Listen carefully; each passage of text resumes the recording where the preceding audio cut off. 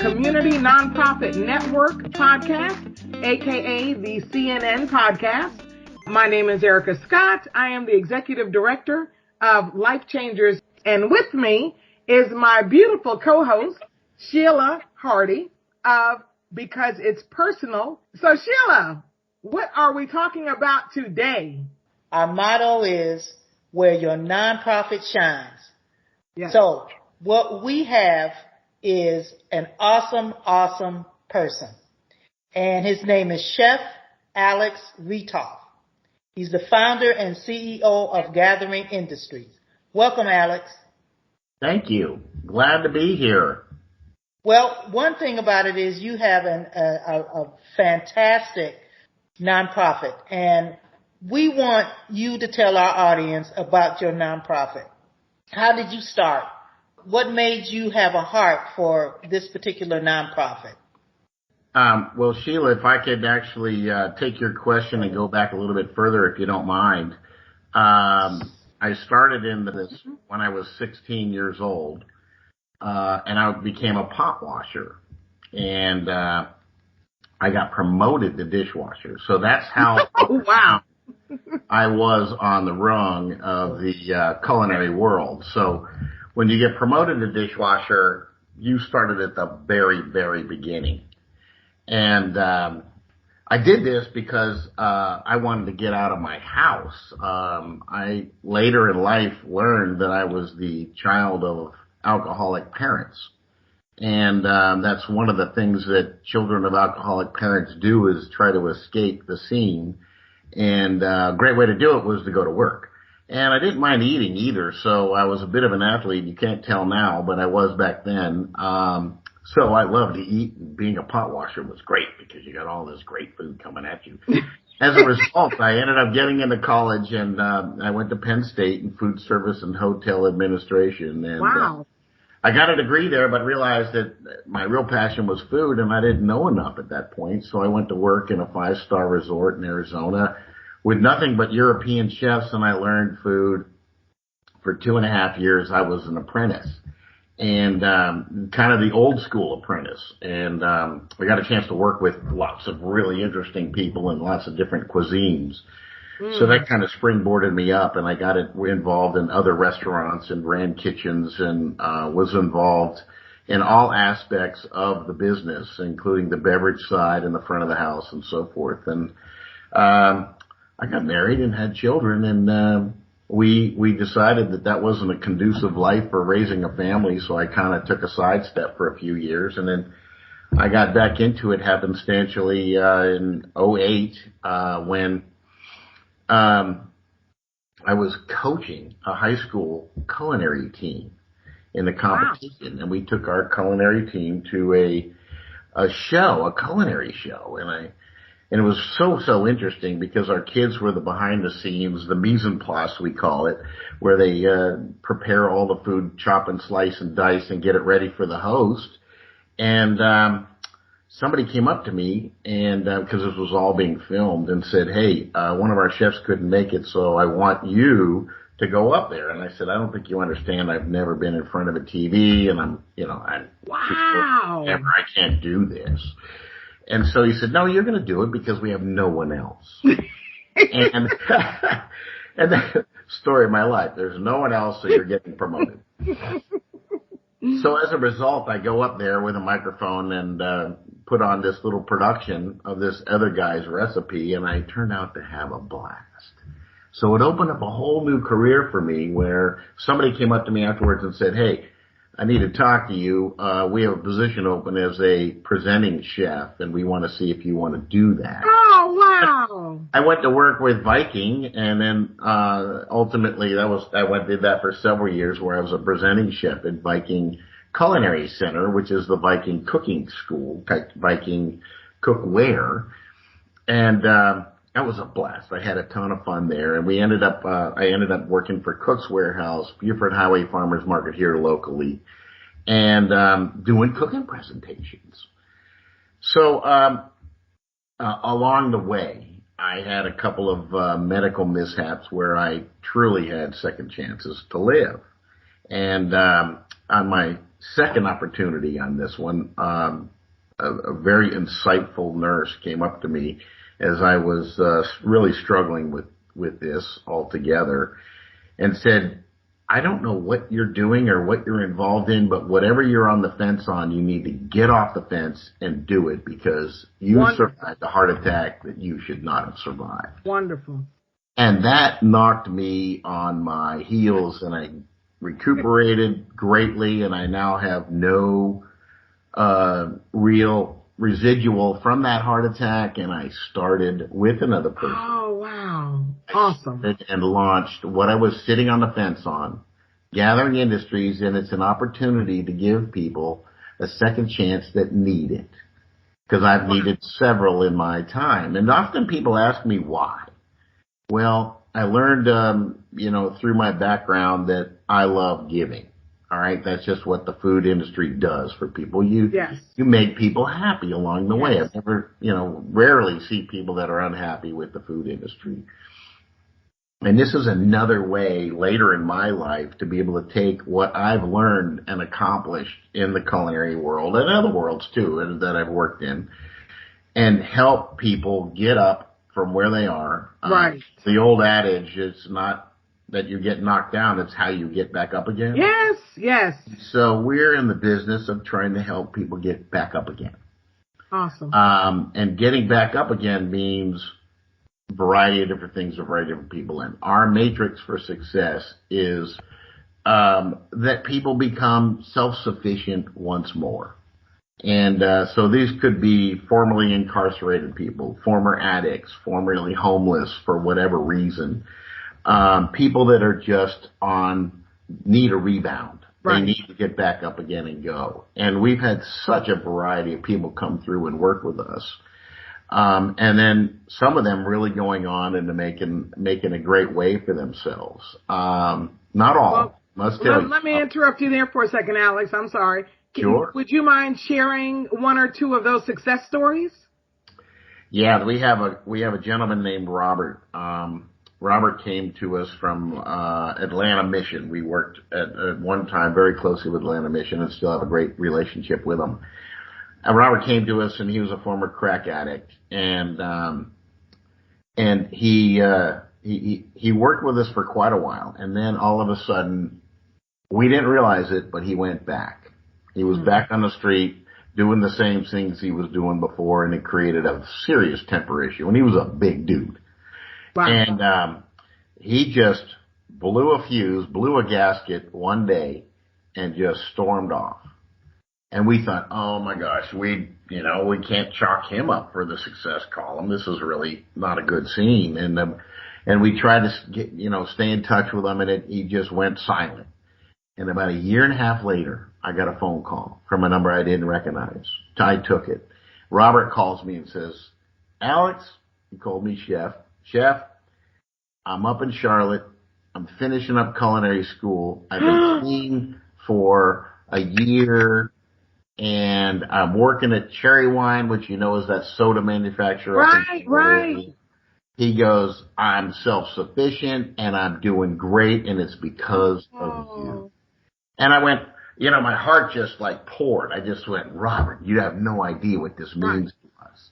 That if we had one little tickle to get you on the good side, on the better side for you, then I'm thrilled. We just had a success, all of us together.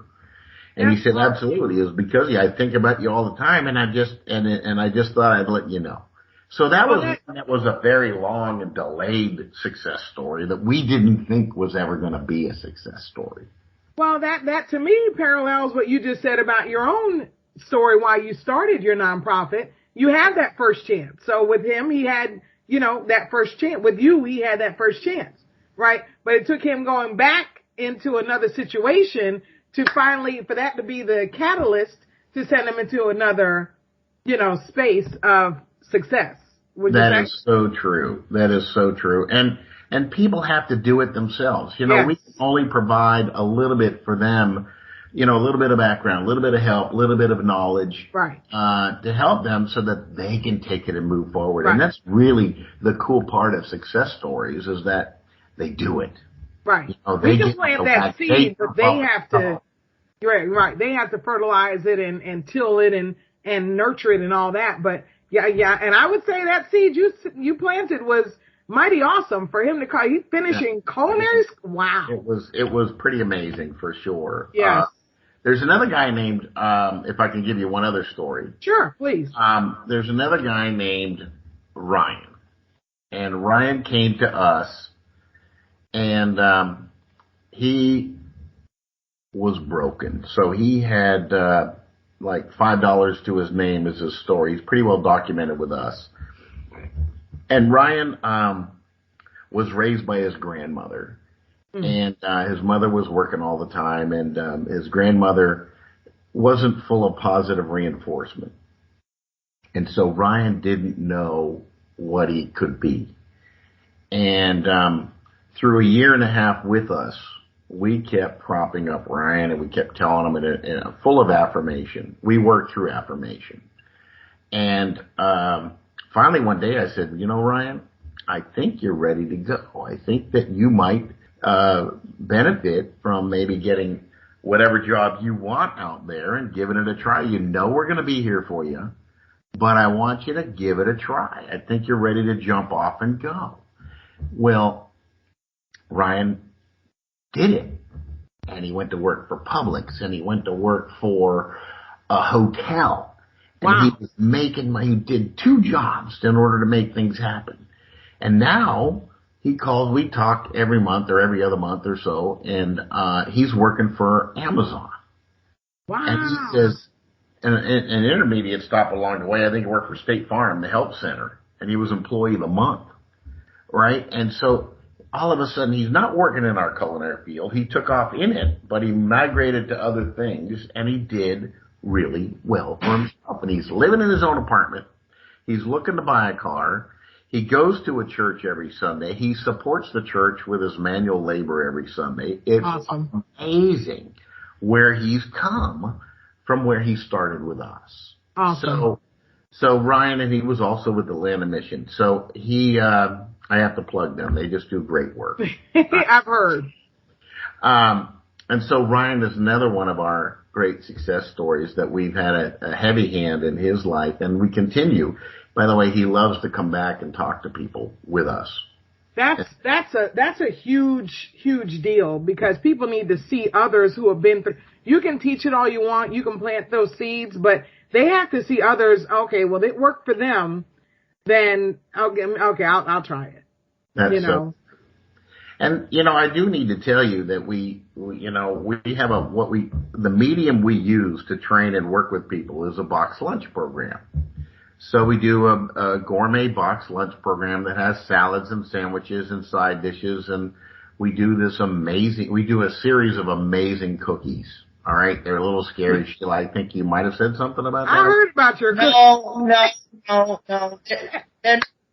Excuse me, they're not amazing. They are killers. See, I heard about those cookies. That's what we call them. Thank you, Sheila. When we decide to go. When we decide to go national with that, we're going to have you on the cover. That was the big promoter. I'm telling you, the killer cookies, they just kill you. Yeah. It's like, oh my God, I've died and gone to heaven. Yeah. Those are what the killer cookies do. Thank you. You're too kind there. But I have to say that, COVID hit everybody a little differently, right? Some people just went out of business. Well, we sold into businesses all over the city, companies. And as soon as people went home, there were no more meetings to buy our goods, our wares. And so our business fell off a cliff immediately. As a result, we just sat around for a week and just went, whoa, what do we do now? Wow. Where are we going now? And it was prayer. What is it?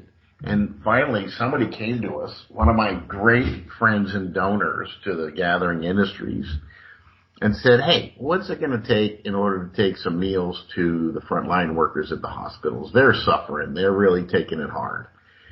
So I made a couple of phone calls, and sure enough, Piedmont Hospital, I don't mind plugging, said, yeah, let's see what we can do. Bring some meals on Sunday, which we haven't worked in 2 weeks, so we were happy to get back and do something. So we brought 100 sandwiches, meals, boxed meals, which is a contained meal in a box with the cookies and the chip and a great sandwich. And we took it there and we delivered it. And we took 2 photographs of us delivering in the back door of Piedmont Hospital, and we posted them on Facebook and talked a little bit about the story. We didn't go into great depth, and we were showered with donations to continue to do Oh, this. wow. And, I mean, it was an avalanche of donations, and we, by the end of COVID, or near the end, I mean, I guess we're still in COVID, but I mean, by 2 years later, a year and a half later, we had served over 35,000 meals to hospitals and frontline workers. And it kept us employed. It kept our people employed. It kept things going. We had to stop our mission of bringing people in off the street because of COVID. We were so scared if we had lost any of our employees to COVID, we would have had to shut down and not been able to work. Right. But as a result, one other side story that came along that's become part of our fabric now is there's a group that could no longer serve their people.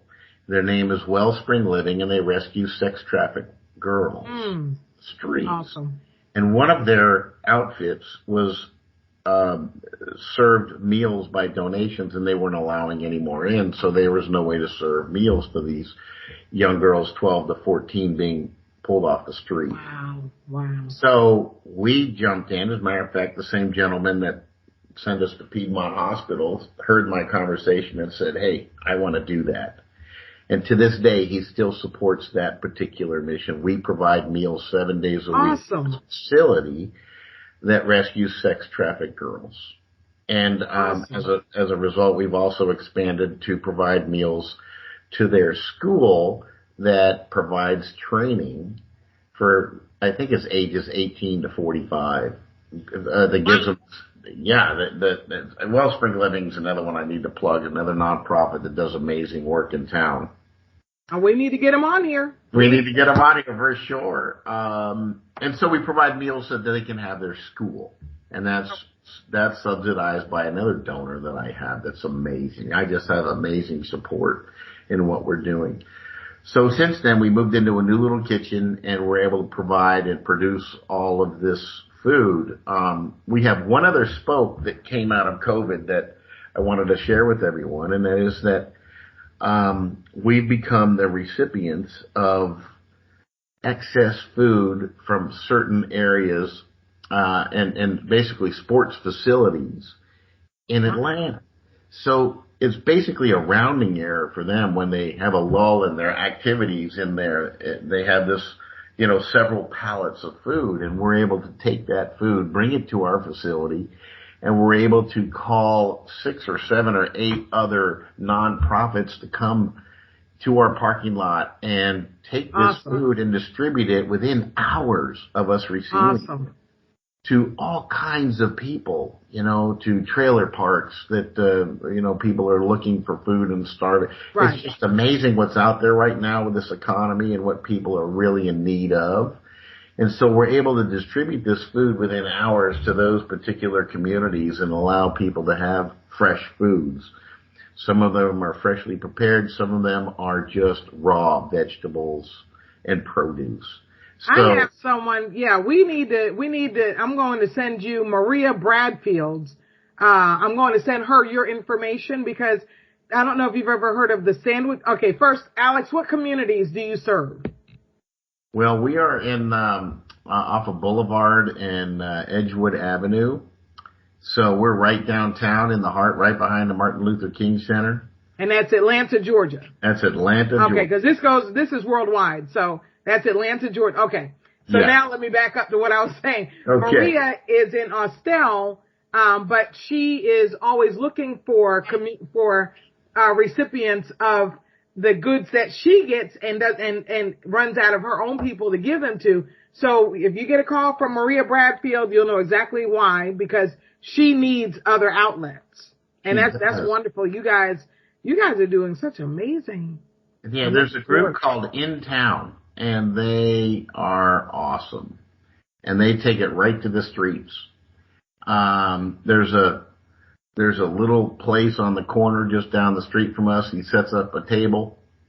He does coffee and then he puts out food that we're able to provide him once in a while. Wow. And that's a great little right on the street kind of thing. And we actually prepare food on Saturdays are kind of a down day for us. We don't do a lot on Saturdays and Sundays. So we'll actually prepare food and our chef will take it down to certain areas of the city and just set up shop and hand it out. With different ministries involved, right? So we're all involved in ministries that will take part in this. Okay. And lead us in that, basically, yeah. Wow, that's awesome. So that gives you an idea of what we do and the bandwidth of which we have, and we do it with 3 or 4 people. Yeah. When did you establish your nonprofit? We're the best kept secret in Atlanta. We started 9 years ago. Wow. So yeah, we've been doing it for quite a while. We've had a couple of start and stops, but we've always been helping people along the way. And we've gotten into this groove where we're helping people and we're serving people and we're taking our box lunches all over the city. So wonderful. What is one? I'm going to ask this one last question, Sheila, and then I'll let you take it from here on out. What is one tip or resource that you would give to someone who's still in the thought process like you were when the nurse approached you? They want to do this, but they're not quite sure how to do it. Who would they serve? Where would they do it? So what's one tip to get started that you would share? It's going to be tough for me to put in one quick sentence. All I can say about that is make it happen. Because even if you start out on X, you might move to Y. Right. And then you might also get to Z. Right. So just because if you don't start, you can't get to Y. Right. Amen. And then you can't get to X and Z and whatever the case. You can't move unless you don't start. Right. All right? Right. So it's just one of those things where you just look and feel and run with your spirit. Somebody asked me during COVID. I like that. Somebody asked me during COVID, what is your plan? And I said, my plan is I wake up in the morning, I go to work, and I go with whatever the flow is because I don't have a clue what's steering this ship right now. And it's all coming from above and it's happening through us. Well, you said it. Go with the spirit. That is it. That is it. That's awesome. I'm going to leave it alone because I'll go off on a whole nother rant with that one. That's awesome. Yeah, just don't not do it. You just have to do it. Of course, there's Nike for you. Right. Yeah. You took the words out of my mouth. Yes. So I hope that helps in a little way that might inspire somebody to get off the dime and just make it happen. That was beautiful. Like Nike said, don't try, just do it. Just there do you go. it. One thing about it is we have talked, I think it was about having the youth work with you. Do you recall? Mm-hmm. And was that a good fit? I know we talked about it, but this is for our audience. Would you want to be a part of the youth, or they be a part of you? Or tell me about the youth that's a part of this particular nonprofit now. Yeah, so that's great. I mean, I would love to work with youth. I've been involved in raising 4 children, and I realize that everybody's different, and they all have different motivations. One of our taglines is that we want to help those that are seeking a second chance. So that implies desire. And if somebody really wants to get out of where they are and really wants to move beyond, we would love to embrace them. And that's been the difficulty I've had with the youth is that, there's a lot of, what do they call it? The gratification needs to be immediate for them, and it's not. Yes. It's one of those things that takes time. Yes. And so the patience needs to come from their end, not my end. I'm very patient with them. And one of our mottos is we cannot stand to lose people, because one of our feelings is we need to hold people accountable, which is difficult, right? And then because there's consequences to accountability. Right. And I'm the softy in the group, and he says we can't help people if we don't have people. Right. Right. So they got to be with us. So we got to coach, and we have to work with them and try to keep. But by the second tone, if we don't hold people accountable, guess what? So that's that friction that we get, because got to hold them accountable and got to work with them. And if they don't seek it, if they don't desire it, we can't do either of those. Right. So that becomes a difficulty of working with youth, is what we really want people to embrace what we're doing. And some of them aren't mature enough to embrace that. So, we find that sometimes working with people a little bit older, they've been through a pretty rough time, right? And they somewhat embrace what we're doing. So that's kind of how we go. When I first started the process, we traveled around the country to interview people that are doing something similar, because we didn't feel like we had an opportunity to fail people because they've already been failed, right? So we didn't want to fail or fail people, because we felt that was our responsibility. So we took it seriously and went around and interviewed people, and we got a chance to get in front of Father Greg Boyles of Homeboy Industries in LA, right? And he serves, he's a huge organization now. He's been doing it for 25 years. Wow. And he helps people get off the street, and he broke up the Hispanic gangs of LA that were causing all the problems. Wow. Just fighting each other like vicious fights in LA, and he was able to get these folks together and work. And where he started was Homeboy Bakery. And so he had rival gangs working next to each other, well documented. He's got a couple of books out that are fabulous reads. And then he started Homegirl Cafe. So we got out there and got a chance to talk to him, and I said, so tell me about Homeboy Bakery and Homegirl Cafe. And he says, well, pink and blue make purple, so you really want to keep it separate. And so right now we're struggling on which side of the fence we're going to bring on board, and we're going to try working with women, and we're going to try we've already tried working with men. So our future may hold where we have two different organizations doing two different things.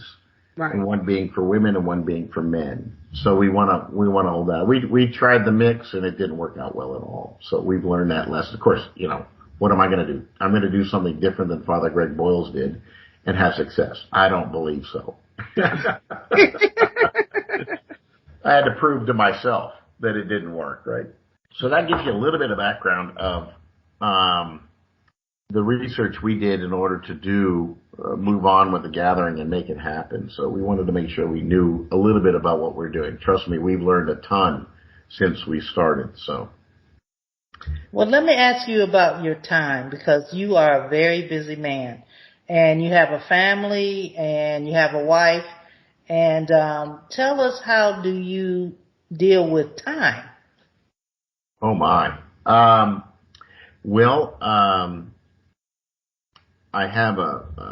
have a catering company called Reethof Hospitality, and we don't really advertise that company, but we do cater some very exclusive catering. And it's a beautiful thing, because I get a chance to interact with people that could help fund us. Right.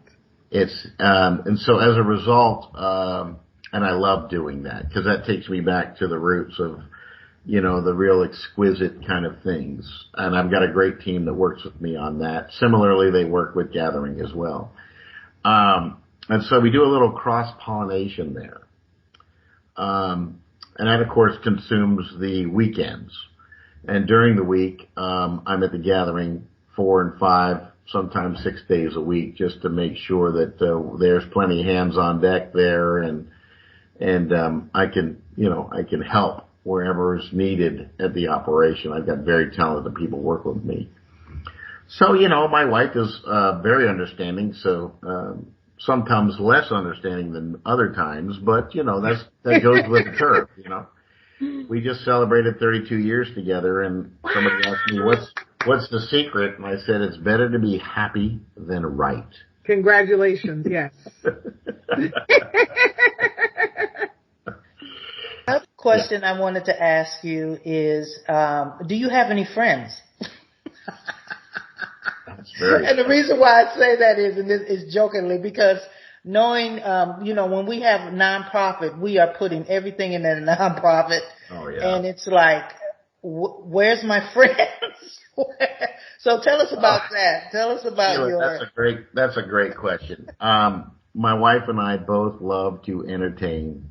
Yes. So we do our best to get our friends over whenever we can, and we love to share with people, and our friends are dear, and they share as well. So we do get out, and we do have a social life. It is a good thing, and it's something that it gives me a chance to practice a little bit too. Never want to lose that edge on the culinary side, right? Oh, okay. I thought you meant practice dating your wife. Hey, for those listening, yeah, you need to keep that, and don't lose that edge either, right? Well, I don't, you might have to cut this piece out as you go along, but I do say that I'm bisexual, because I'll buy her dinner, buy her roses, buy her whatever it takes, okay? So. We're not cutting that out. That sounds like a smart man who knows happy wife, happy life. Exactly. There you go. When mom ain't happy, nobody's happy. There you go. No, we're keeping that in there, because that's a lesson. That's an amen for somebody. Oh, no. Oh, that's terrible. My crew hears me say that, and they just roll their eyes and go, "Oh no, that guy's not for real." That's awesome. So, Alex, what are you planning? And I know you are led by the Spirit, but praise God. I want to say, from a year from now, where do you think you're going to be a year from now? I have plans for the gathering for the next 5 years. Awesome. At which point I'll be 70. Wow. And I think it might need a little bit of youth at that point, to kind of take the baton and move. I don't ever want it to go away. I want it to grow. But, Sheila, you mentioned earlier that we have amazing cookies. And so I'd love to possibly peel off our cookie production and make something a little bit broader in what we're doing now with cookies, and make it an emphasis. And that could be our vehicle to work with either men or women in that facility. And that way we would have both sides of the equation being helped and have opportunity for. Awesome. Awesome. Yeah. So you're talking about going full-blown factory production, sales and marketing. I like to put one foot in front of the other. So what I've learned in this business is that it's crazy, and you just take one step at a time and see where it leads you. So the plan is to possibly take that and go. Where it goes, well, we'll find out. We'll find that out. Yeah. Awesome. Well, I'm learning to start from the end. Start from the end. That's already happened. Right. And then go and then go backwards. Go backwards. Go backwards. Yeah. And we have this existing product of the cookies. So I think that that's a natural progression for us, since it's gained such popularity within our own little circle. So we just need to figure that out and see if we can take that and make that something to move forward with. Well, famous Alex. There you go. One thing I can say to you is we are here, and we are here to help you. Yes. Because it's all about the community. It's all about getting people to work. It's all about making people happy through their senses. And food does that. Food does it. Yeah, those. I'm not a cookie person. I am. I'm really I'm not. a cookie person enough for both of us. I'm not. I'm more of a meat and potatoes person. If you can see me, you would know that. But but I'm more. I'm not a dessert person. But I'm gonna tell you. I'm just doing a shout out. I'm gonna tell you, when I had eaten one of your cookies, and there's a variety of them, I couldn't stop. I don't know what you put in there. I don't know if you put, marijuana in there. I don't know what you put. Well, you can bet if it becomes legal in this state, we'll have a bare variety of that one there. Georgia hasn't coming around to that one yet, so that's too funny. They're on the verge of it. Trust me. The CBD is wide open, so the weed is right behind it. But do you make a and this is speaking up for the diabetics and folk with high blood pressure problems. Do you make healthy choice or healthy options variety in your cookies? Ericka, so glad you asked that question. We make a veggie sandwich where we roast planks of vegetables every morning. And we put it on a ciabatta bread, which goes stale in one day. So there's no preservatives in it. Right. Which is something we like to tout, okay? We like to be as pure as possible. So the leftover veggie planks that we don't use in the sandwiches, we grind up and make a schmear with lemon juice, olive oil, a little bit of garlic, and cayenne. And that makes a beautiful spread on our sandwiches. And it's super flavorful and obviously healthy. And we also do tremendous salads. We do 3 different types of salads. We have a chef salad. We have a steak salad, which our steak is remarkable. Wow. And then we do a 7 green salad, which is a variety of different greens with cranberry and shaved manchego and pepita seeds. And we make our own salad dressings in-house, our own salad dressing. We only make one, and nobody ever balks. They love it. And so that's our vehicle to be able to train people, is to do all these things in-house so they could see basically how to make them. And they understand the premise for making them. So you can interchange different ingredients, and that, of course, would give you a little different product, but basically the same thing. It's the process is the same. So. Wow. That's but no sugar-free cookies. Not yet, but now that you say that, we might have to put that on the list of development. Yeah. But I mean, everything you just said, it's like, oh wow, the cherry on top would be a sugar-free cookie. Awesome. Well, that's maybe a possibility. Yeah, I'll tell you what, and it's not to, I mean, I don't bash Walmart because that's where all my groceries come from, but they have a no sugar added oatmeal raisin cookie that you would not know there's no sugar added. You would think, okay, someone forgot that they put sugar in it, but they also have a sugar-free, and there's a difference, chocolate chip cookie that my brother, when he hears this, why you put me on Front Street? Because you did. Ate the whole pack. The whole pack. Me being, the gracious host, put it up there where a 6'2.5" guy is going to see it on top of the refrigerator, and he saw it, devoured it, and he gave me $5. He said, here, I ate the whole pack. But he didn't even realize that they were sugar-free. That's my whole point. It's got to be where sugar-free is not like, okay, no, you don't know.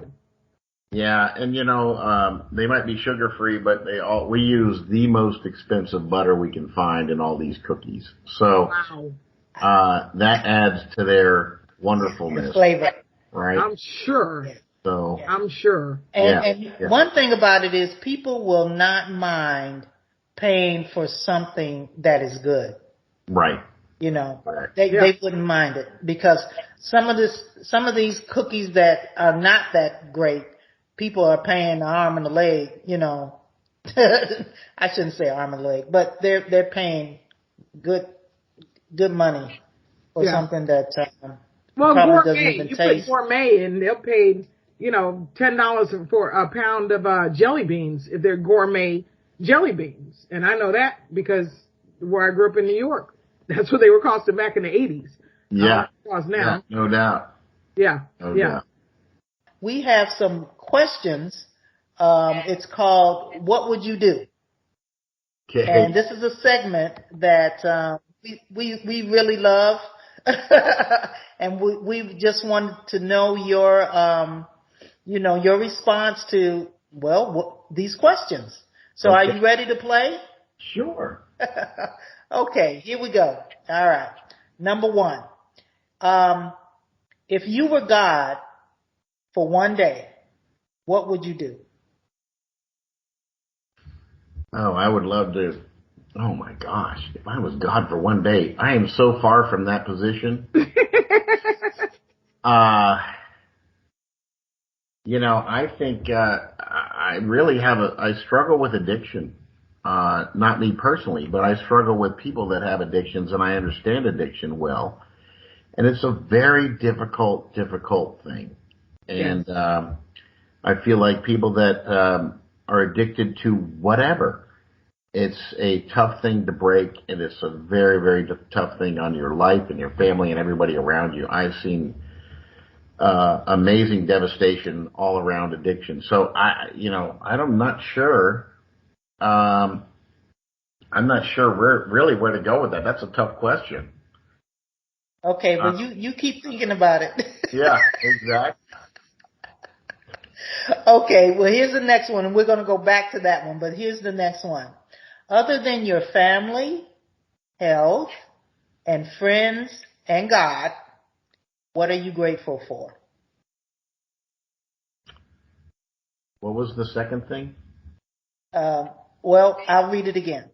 Other than your family, health, friends, and God, what are you grateful for? I wake up every morning, and I'm just grateful for life. I'm grateful for the friends that I have, the people that work with me, that I work with, and they bring the joy to my life. I mean, I think every day you wake up and make a choice to be happy.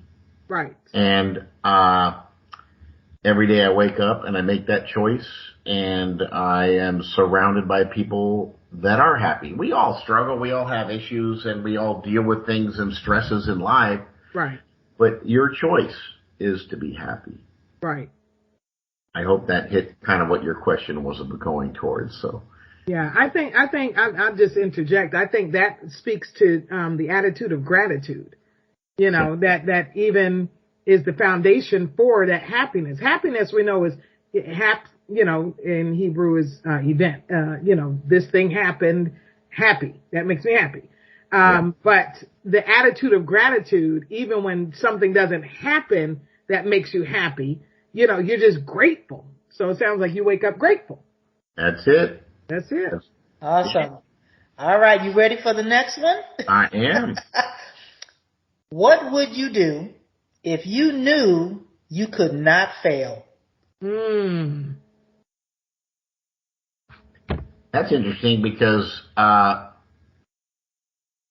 live under the premise that I'm looking out the front, the windshield, not in the rearview mirror, and I'm looking to go full speed in that direction. And I don't even think about failure. I think about only what we can do.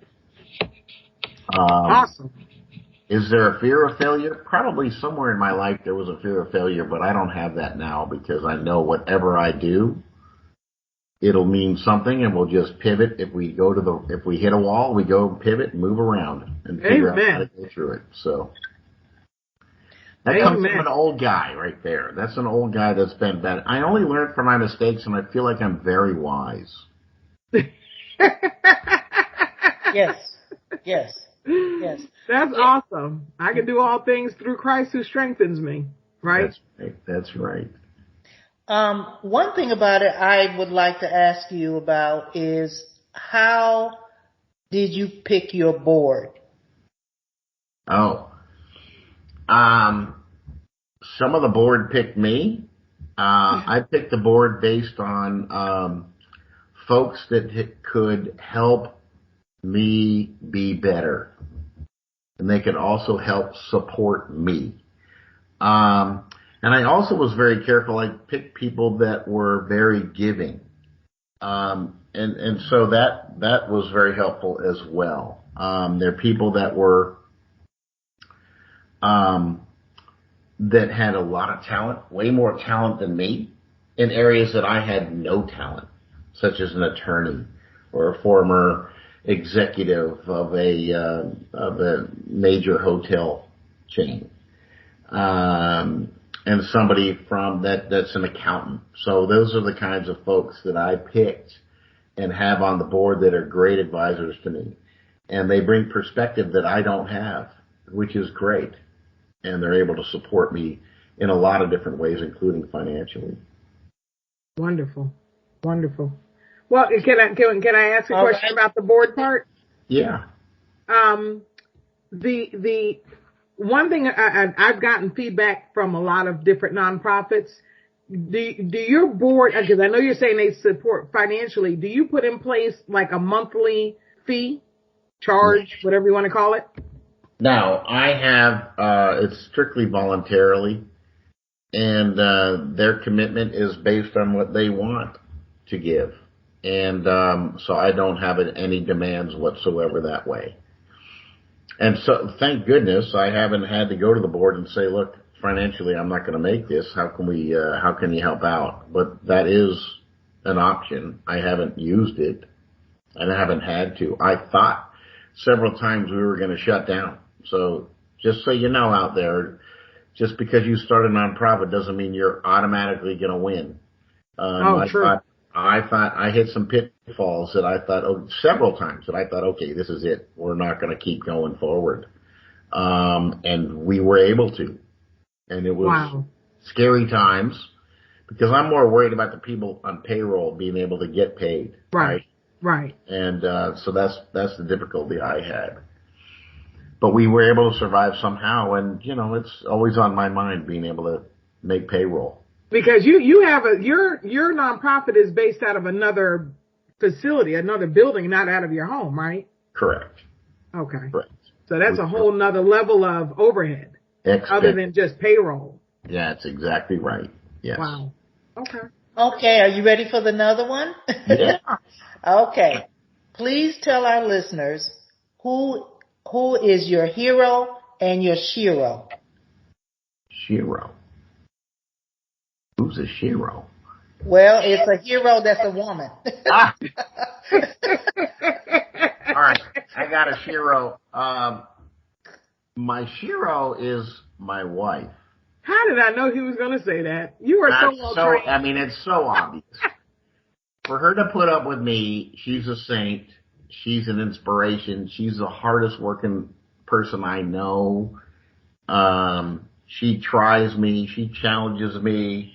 She questions me. Oh, my Lord. And she is the greatest mother to my children. Aww. And they adore her. Awesome. And you couldn't ask for more than that, right? And so she's my big hero for sure. I got to tell you, I do have a deep admiration for Father Greg Boyles, who does the Homeboy Industries in LA, just because of what he did and where he started and how he came along and what he's accomplished through his mission in life. So there's lots of heroes out there and a lot of people that I would love to emulate. I always said when we grow up, we want to be like the mission that he has out in LA, Homeboy Industries. Homeboyindustries.org is their link. I've heard of that. I know you have. Somewhere along the line, he's been doing it since 1970 something or other. Wow. So that gives you an idea. So yeah, there's lots of heroes out there. I could start rattling them off for sure. Wow. Okay. Does that work? And I love Awesome. it. Okay, you ready? You ready for another one?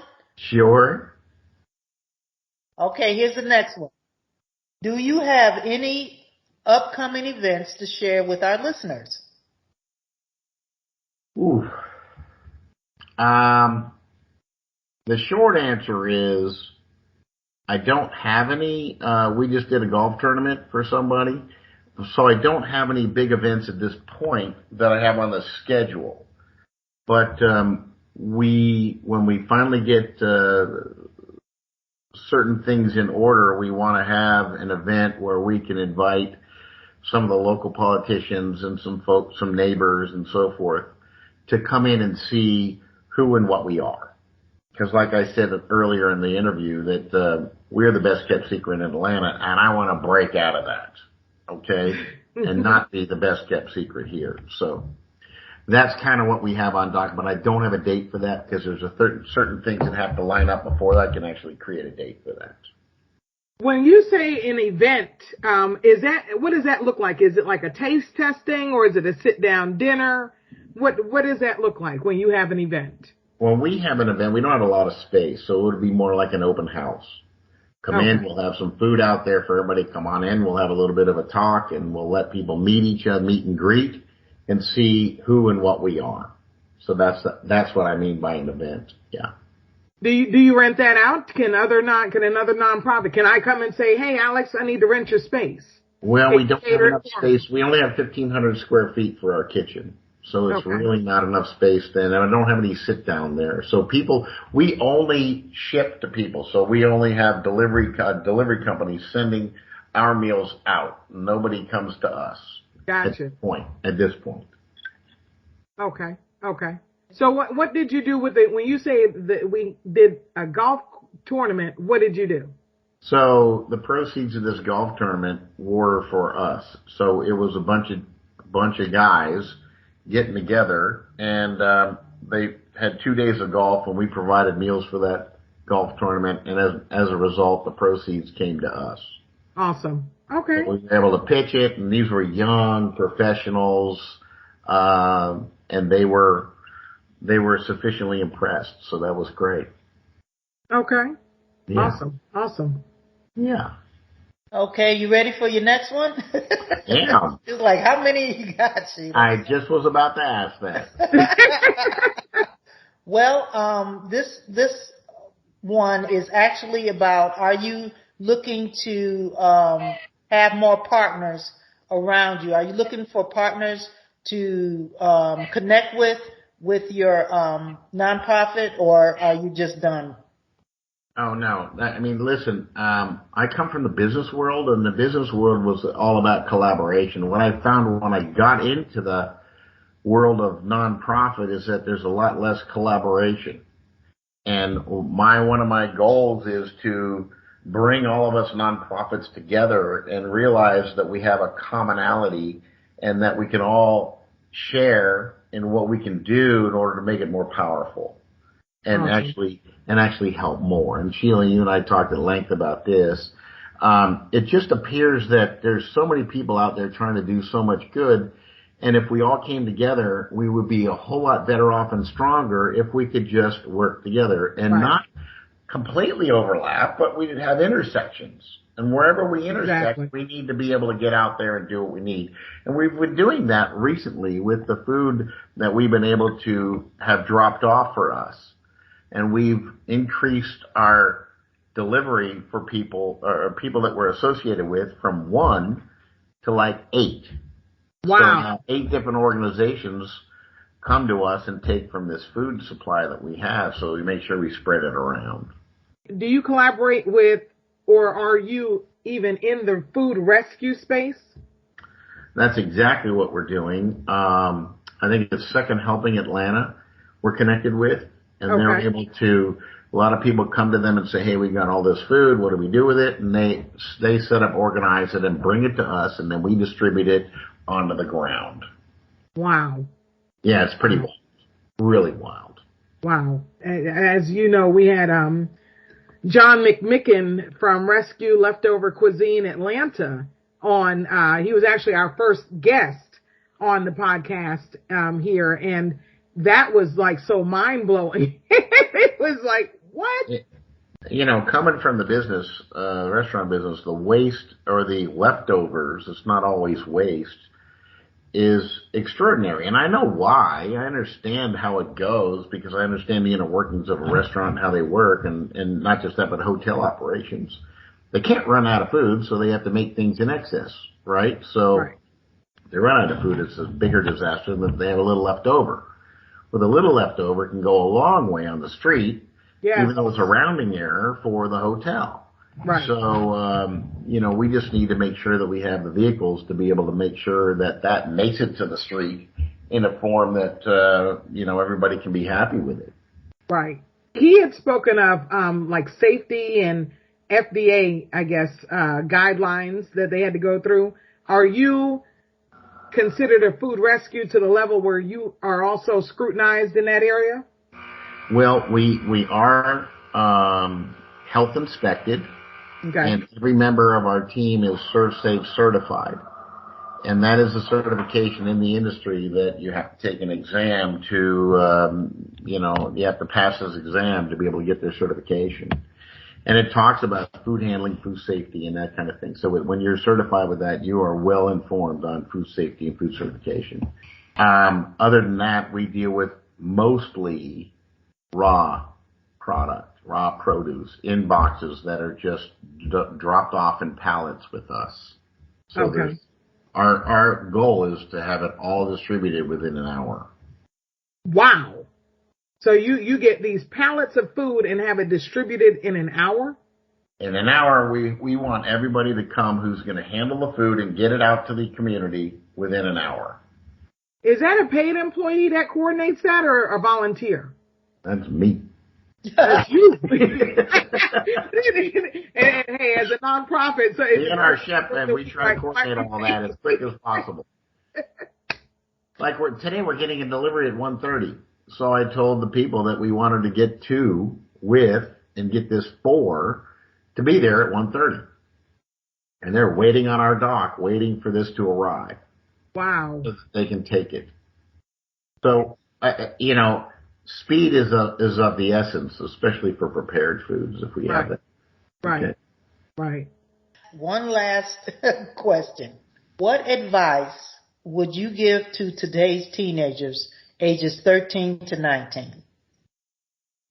Wow. All right. 13 to 19. 13 to 19. Stay in school. It's amazing the number of people I see that don't get a high school diploma. Okay? Stay in school, get your diploma, because nobody can take that away from you ever in your life. And if trade school is for you, because we have tremendous trade schools, all right, in this city. Get into a trade school, learn a trade, because when you learn something and you have a degree or a piece of paper for it, nobody can ever take that away from you. Even if you don't use it, you can always put it on a resume and it will impress somebody. Right. And trust me, if you learn a trade, it'll never go away from you. You will always use it. I kid everybody and say I'm an undocumented plumber. I will try to fix anything, right? So utilize your skills. That gives you, and what we do is, and that's a great question, Sheila, and if I can just expound upon it a little bit. What we tell the people that come to us is that their first day, we're providing you an imaginary toolbox. Every day you work with us, we will talk about the tools that you're putting in that toolbox that you learned. And you don't unlearn those. They're in your toolbox for the rest of your life. Right. So keep filling the toolbox. Keep adding to it, because it's always things you can draw from throughout your life. Right. But get a high school diploma. Get a GED. Finish that. It will give you the self-confidence you would never, ever know you need. Yes. My father was a professor at a university, and he said it doesn't mean a lot when you get a degree, but it means everything if you don't. Right. And so I share that with everyone. That's the most important thing. And fill that toolbox. Everybody's got that toolbox. We don't give it to them when they come to work with us. They already have one. Right. Just fill it. Absolutely. Absolutely. Yeah, that's one thing that nobody can take away from you is your knowledge. Yes. Yeah. And that's what you need to use and move forward. Right. And have the wisdom on how to use it and even if to use it. All right. So that's number one. Number two, stay away from drugs. Whew. Addiction will hit you like a ton of bricks, and you may not be able to get out from underneath them. Yes. And you don't know until you go. Right. And it's too late then. Right. And Anthony Bourdain, we were talking about him. He had everything going for him. That famous chef on TV. He was a heroin addict, and it finally caught up to him, and he ended up killing himself because of the ghosts in his head. Wow. And even though he wasn't using anymore, it still tore him up. Wow. And had depression, and he couldn't overcome. So, I don't want to end on a bad note. You know, God gave you what he gave you. Use it, and make it happen for you. And, you know, you can do amazing things if you just let yourself get out of your own way and go for it. Yeah, come on, preach, Alex. Preach, Chef Alex. That's the truth. You know, get out of your own way. Stop being your own stumbling block. You're creating the brick wall. Wake up positive. Wake up happy. Right. And go, you know, attitude is everything. You know, it'll get you the altitude if you get the attitude. Yes. So, yes. So there you go. Hopefully we can end on that note. Yes. Now the last note is, how can people connect with you? Where can we find you? All right. So we've got a great website. It's gatheringindustries.org. Okay. And then you can send me an email at alex@gatheringindustries.org. Okay. And I'll be happy to respond. We've got a great website. We have an Instagram, which I'm really not familiar with, and a Facebook account, which is not my cup of tea. So, so it's all out there. You can find us if you want to. So, okay. Yeah. Okay. Awesome. Awesome. Thank you too. We are so happy to present Chef Alex. He is a true trip. We only have an hour with him, but you definitely need to connect with him. Thank you so much, Chef Alex, for blessing us with your presence and your humor, but your insight and your wisdom and knowledge is just phenomenal. You're so kind. Thank you so much, you two, for bringing me on. And one thing about it is your heart. Yes. That's the bottom line, is your heart. You have a heart for people, and so do we. And we just want you to come back on our show again. Let us know your heart, what's going on and what's happening, and go from there. But I want to leave everyone this quote. I know that you're used to the one that I've always been saying, but I got a different one. So yay. It is up to you to give life a meaning. Amen. Amen. That's beautiful. Amen. Yeah. All right. Well, thank you. I like that one. I like the Wayne Dyer. I like that. And I've been saying the Wayne Dyer. I heard that a couple of years ago for the first time, and I've been saying it myself. Okay, that's a wrap. If you would like to advertise with us, great. Contact us on our website, www.thecnnpodcast.com. Otherwise, as always, be awesome and be blessed.